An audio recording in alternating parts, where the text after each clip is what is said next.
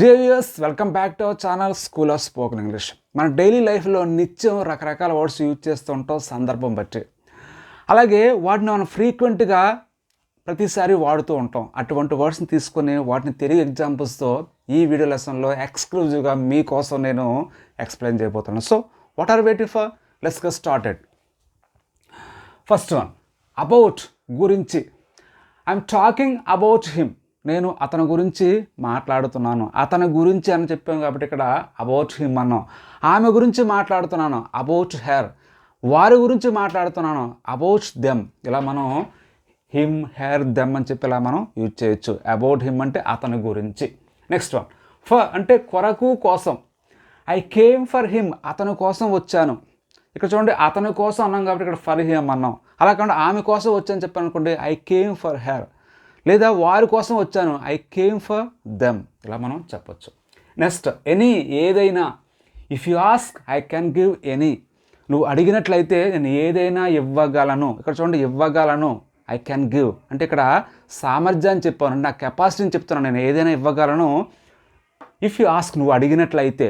If అనేది ఇక్కడ అయితే అనే అర్థాన్ని ఇవ్వడం జరుగుతుంది. నెక్స్ట్, అట్ ప్రెజెంట్, ప్రస్తుతం. At present I am working. ప్రస్తుతం నేను పనిచేస్తూ ఉన్నాను అంటే యాక్షన్ జరుగుతూ ఉంది. At present, at this moment. At present ప్లేస్లో నవ్వు కూడా యూజ్ చేయొచ్చు. నవ్ ఐ ఆమ్ వర్కింగ్ అని చెప్పి మనం చెప్పొచ్చు. నెక్స్ట్ వన్, ఎనీ వన్, ఎవరైనా.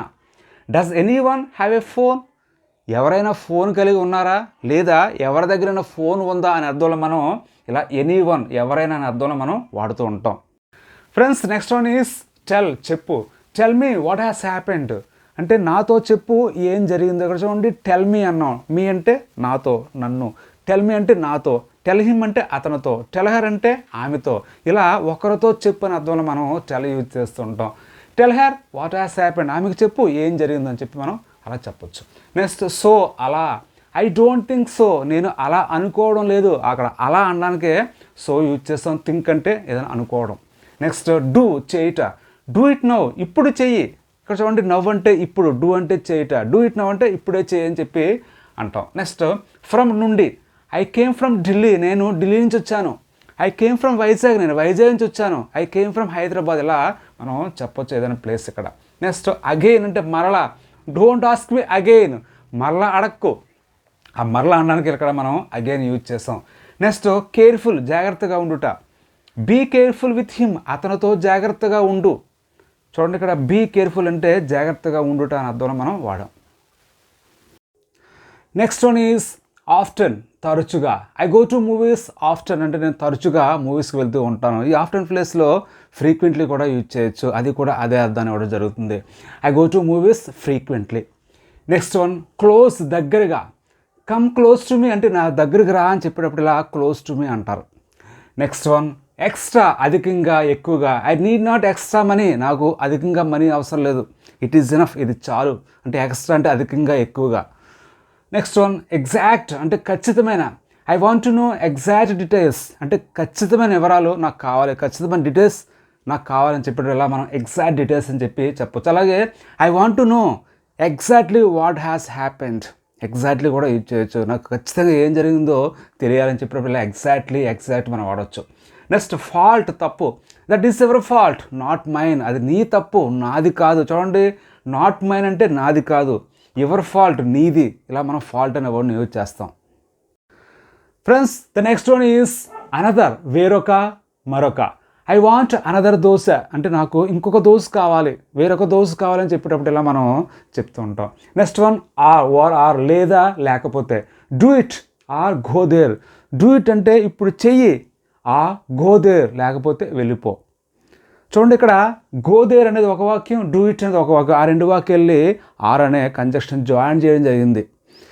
చెయ్యి లేకపోతే వెళ్ళిపో అని చెప్పి ఇలా చెప్పేటప్పుడు మనం లేకపోతే లేదా అన్న అర్థంలో ఆ యూజ్ చేస్తుంటాం. నెక్స్ట్ వన్, ప్రే, ప్రార్థించు.